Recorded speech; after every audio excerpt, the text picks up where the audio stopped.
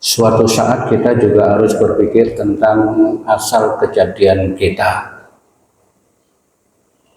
Karena ketika kita tidak pernah menghayati, tidak pernah berpikir tentang diri kita, maka manusia itu akan larut dalam gemerlapnya dunia. Oleh karena itu, pada kesempatan pagi ini kami ingin mengajak untuk menjawab 4 pertanyaan. Ini yang wajib harus kita jawab, karena langkah-langkah itulah yang sebenarnya sedang kita lakukan. Yang pertama adalah min aina, dari mana kita ini. Yang kedua adalah fi aina, kita sedang berada di mana. Yang ketiga ila aina, sedang menuju kemana. Dan yang terakhir adalah kita sampai atau kita akan berakhir di mana. Untuk pertanyaan yang pertama, dari mana saya? Jawabannya adalah kita berasal dari alam ruh yang tersimpan di rahim ibu kita masing-masing. Jadi yang pertama kali diciptakan oleh Allah Subhanahu wa Ta'ala ini adalah ruh kita. Setelah diciptakan baru dibuatkanlah atau diciptakanlah tubuh kita. Dan di dalam alam ruh yang secara normal dan wajar 9 bulan 10 hari, ternyata kita sudah pernah ditanya oleh Allah Subhanahu wa Ta'ala, alastu bi rabbikum? Qalu bala syahidna. Wahai hambaku, bukankah aku ini adalah Tuhanmu? Kita semua menjawab bala syahidna, betul ya Allah, Engkau adalah Tuhanku. Akan tapi karena kejadian itu pada saat kita berada di alam ruh, maka kita nggak pernah ingat apa yang pernah terjadi di alam arham, alam rahim. Oleh karena itu, setiap bayi yang dilahirkan dinyatakan sebagai fitrah, anak yang suci. Karena apa? Karena dalam hatinya sudah ada akidah percaya terhadap Allah Subhanahu wa Ta'ala. Jadi kita semua bahwa ketika muncul di muka bumi ini telah dinyatakan sebagai manusia yang suci. Kullu mauludin yuladu 'alal fitrah. Setiap bayi yang dilahirkan dalam keadaan suci.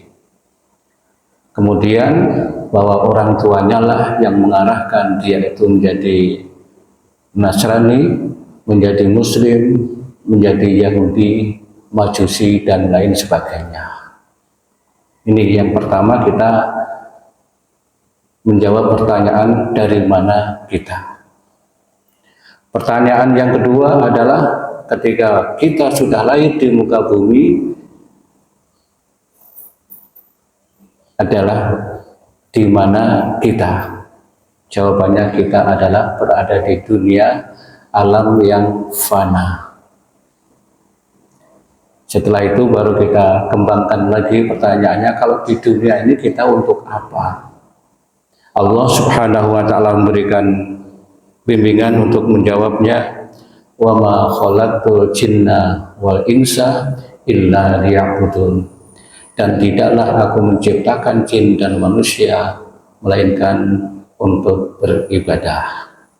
Jadi tugas kita ini adalah untuk beribadah kepada Allah Subhanahu wa Ta'ala. Manusia ini kalau diibaratkan seperti kelompok masyarakat yang sedang melaksanakan lomba jalan indah. Jadi masyarakat yang sedang mengikuti perlombaan jalan indah. Jadi semuanya berupaya untuk tampil seindah mungkin agar ia mendapatkan hadiah.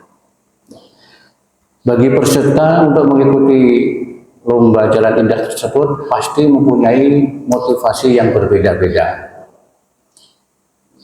Ada yang berkeyakinan bahwa lomba jalan indah ini nanti telah disediakan hadiah yang luar biasa setelah finish. Ada lagi yang penting ikut lomba, nggak tahu di sana ada hadiah atau nggak ada, yang penting ikut itu saja. Makanya ketika kita membaca ayat suci Al-Quran, di situ banyak yang dikaitkan antara amanu dan amilus solih. Amanu adalah orang-orang yang beramal, amilus soleh yang berbuat baik. Amal itu artinya perbuatan atau perjalanan atau tingkah laku. Solih itu artinya yang menyejukkan. Berarti amal soleh adalah tingkah laku yang menyejukkan. Yang sering kita alamatkan soleh adalah anak yang soleh, yaitu anak yang menyejukkan hati orang tuanya, anak yang menenteramkan hati orang tuanya, yang mendamaikan lingkungan dan lain sebagainya. Itulah gambaran tentang anak yang soleh atau perilaku yang soleh. Bagi orang-orang yang berkeyakinan bahwa di balik finish itu ada hadiah yang luar biasa, maka ia akan berupaya jalan indahnya itu seindah mungkin. Karena ia yakin bahwa sepanjang perjalanan dia akan dinilai oleh Allah Subhanahu wa Ta'ala. Akan dicatat, akan diberikan poin oleh Allah Subhanahu wa Ta'ala. Ya. Dan di dalam perjalanan kita ternyata detik demi detik, langkah demi langkah, ada dua malaikat yang mengawal kita untuk mencatat perilaku kita dalam perjalanan itu, untuk dicatat. Ya, sering kita mendengarkan ayat-ayat Al-Quran yang dikumandangkan oleh imam kita, wa inna alaikum lahafidin kiraman katibin ya'lamuna ma taf'alun. Jadi bahwa dalam perjalanan manusia ini ada kiraman katibin, yaitu malaikat yang juru catat, raqib dan atid. Jadi semua perilaku kita, baik atau buruk, tidak pernah terlepas dari pemantauan raqib dan atid. Dan hasilnya itulah yang nanti akan dipertemukan kepada kita pada yaumul hisab, pada hari perhitungan amal dan penimbangan amal. Jadi intinya bahwa hidup kita ini adalah sedang berlomba menuju kebaikan. Fastabiqul khairat, berlombalah dalam mencapai kebaikan. Dan kita sering mendengarkan apa itu ibadah, apa itu amal soleh. Ibadah itu artinya adalah mengabdi kepada Allah Subhanahu wa Ta'ala melalui tata cara yang sudah dicontohkan, yang telah diperagakan oleh Rasulullah Shallallahu Alaihi Wasallam. Itulah yang namanya ibadah. Kita berdoa, kita juga dipandu oleh Rasulullah bagaimana cara berdoa, adab berdoa, bacaan berdoa, niat berdoa, dan lain sebagainya. Kita mendirikan sholat, waktunya kapan, jumlah rakaatnya berapa, tata caranya bagaimana, itulah ibadah. Sementara kalau amal soleh ini boleh jadi perbuatannya itu sesuai dengan selera kita, sesuai dengan keinginan kita, sepanjang itu sesuai dengan syariat Allah, contoh kehidupan Rasulullah. Di antaranya makan, minum, secara garis besar telah ditentukan oleh atau sudah diajarkan oleh Rasulullah. Tapi caranya bagaimana kita? Itulah yang dikatakan amal soleh. Jadi amal soleh bisa dikatakan amal yang ghairu makhdhah, ibadah yang bukan ritual tapi memiliki nilai sakral. Orang berjalan bisa mempunyai nilai amal soleh. Orang duduk bisa mendapatkan nilai amal soleh. Orang tersenyum bisa mendapatkan nilai amal soleh. Bahkan orang tidur juga memiliki nilai amal soleh. Sepanjang semuanya itu dilakukan dengan ketentuan-ketentuan yang normal dari Rasulullah SAW. Itulah bedanya amal ibadah dan amal soleh. Ibadah itu ibadah langsung kepada Allah, tapi amal soleh itu adalah sesuai dengan kemampuan dan kesanggupan kita. Itu namanya amal soleh. Amanu wa amilus soleh. Itu tugas kita di muka bumi ini, yaitu menghiasi jalan-jalan indah kita dengan iman dan amal soleh. Kemudian pertanyaan berikutnya adalah mau kemana kita? Tadi setelah kita mendapatkan pertanyaan dari mana, di mana, kita ada pertanyaan lagi, mau kemana? Jawabannya adalah bahwa setiap manusia pasti akan kembali kepada Allah Subhanahu wa Ta'ala.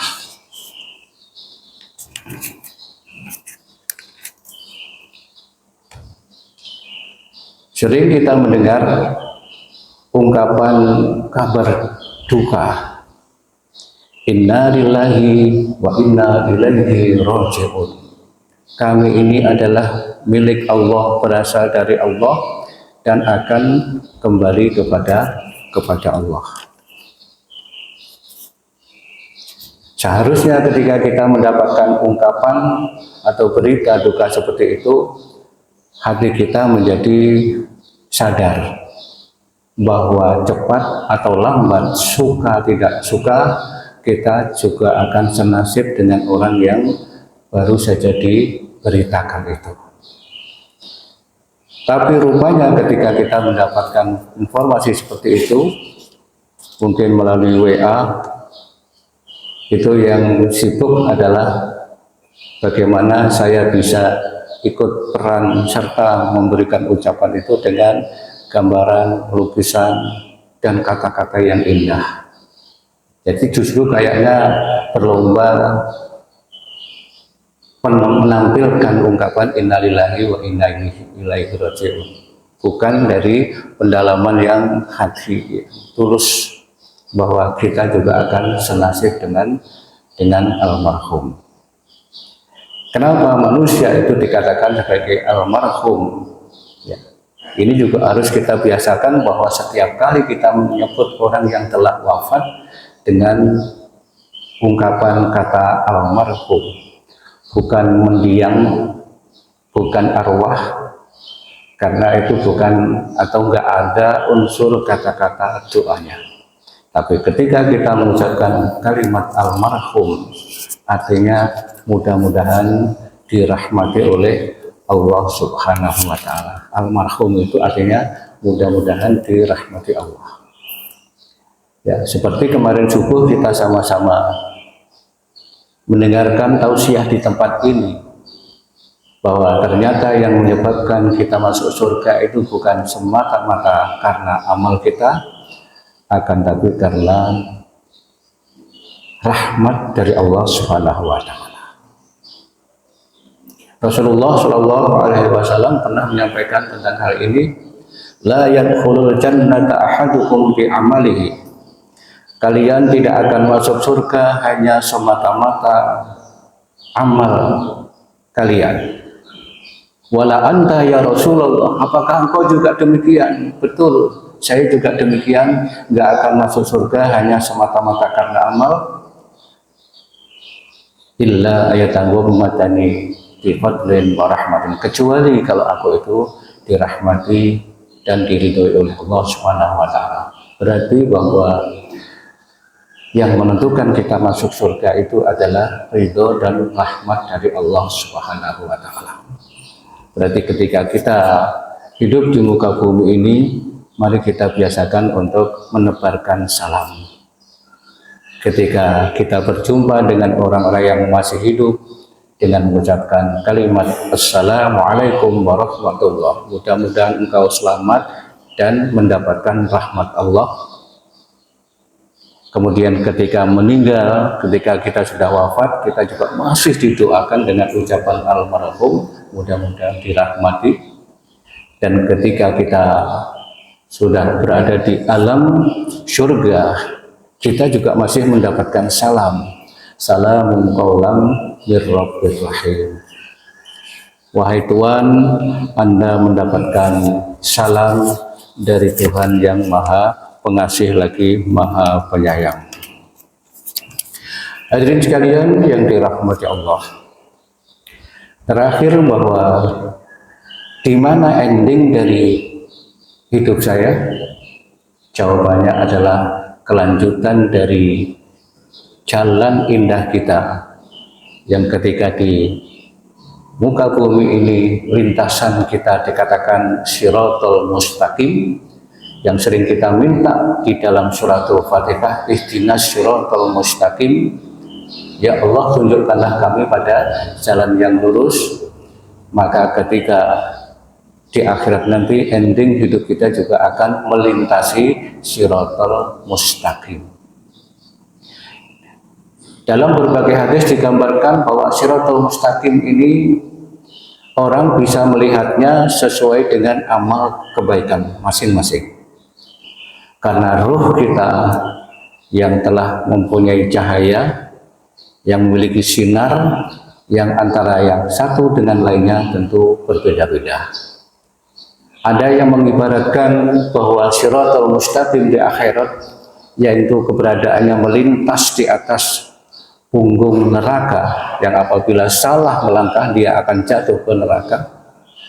Di situ ada yang diibaratkan seperti rambut yang dibelah 7. Rambut satu biji saja, satu helai saja kita nggak bisa melihatnya, apalagi sampai dibelah 7. Ini bagi orang yang melintas Shiratal Mustaqim, akan tapi dalam kondisi keimanan yang gelap atau keimanan yang tipis, tidak ada cahaya, sehingga ia melintas Shiratal Mustaqim itu merangkak, sehingga di tengah-tengah perjalanan merangkaknya itu dia akan terjatuh. Ada orang yang melintas Shiratal Mustaqim itu seperti jalan biasa, sempit, tapi jalan lihat bahwa itu adalah jalan melintas menuju surga. Ya, bagi seseorang yang keimanannya, amal solehnya adalah keimanan dan amal soleh yang pas-pasan. Ya, paling tidak mudah-mudahan kita juga seperti itu, tidak merangkak, melintas di atas Shiratal Mustaqim melalui jalan yang biasa. Dan yang paling utama adalah orang yang melintas di atas Shiratal Mustaqim, yaitu ibarat orang yang melintas di jalan tol, sambil berlenggang, sambil berlari, sambil berjalan, bergoyang dan lain sebagainya. Karena apa?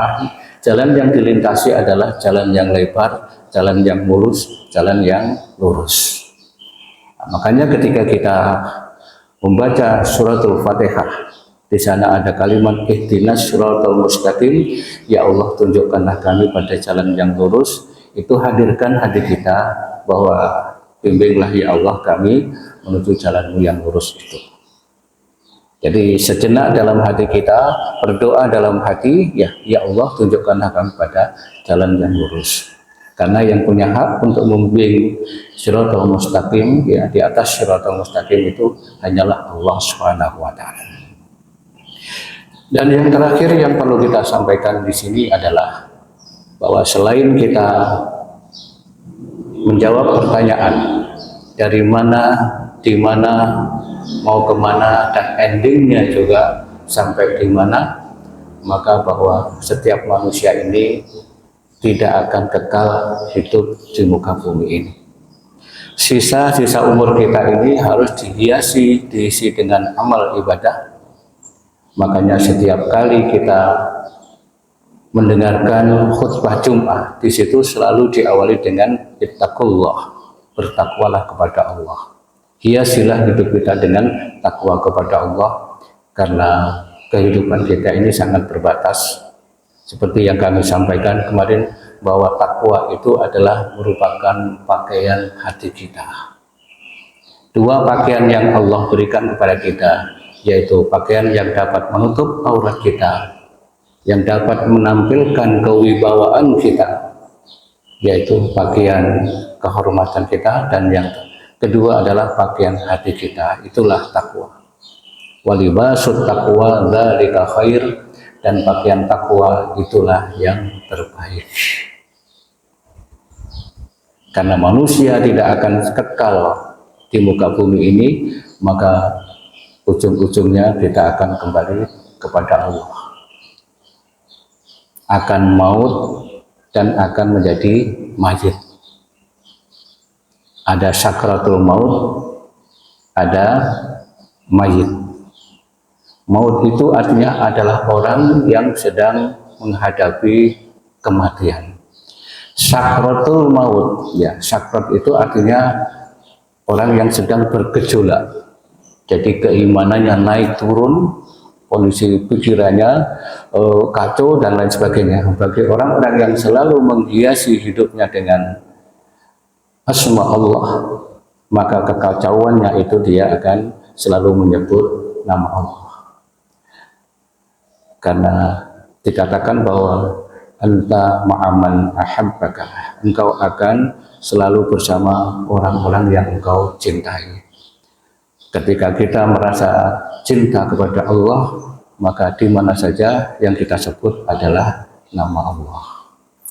Dan ketika sudah sakratul maut, disitulah penentuan.